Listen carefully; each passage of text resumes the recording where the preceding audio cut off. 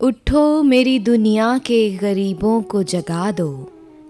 کلام علامہ اقبال، آواز ساتیہ رفیق، پیشکش دانش سرا۔ اٹھو میری دنیا کے غریبوں کو جگا دو، کاخے امرا کے در و دیوار ہلا دو۔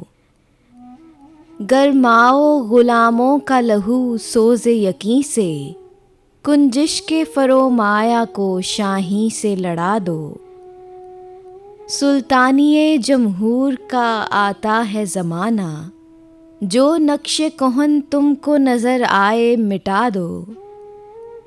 جس کھیت سے دہقاں کو میسر نہیں روزی، اس کھیت کے ہر خوشہ گندم کو جلا دو۔ کیوں خالق و مخلوق میں حائل رہیں پردے، پیران کلیسا کو کلیسا سے اٹھا دو۔ حق را با سجودے، صنما را با طوافے، بہتر ہے چراغ حرم و دیر بجھا دو۔ میں ناخوش و بیزار ہوں مرمر کی سلوں سے، میرے لیے مٹی کا حرم اور بنا دو۔ تہذیب نوی کارگہ شیشہ گراں ہے، آداب جنوں شاعر مشرق کو سکھا دو۔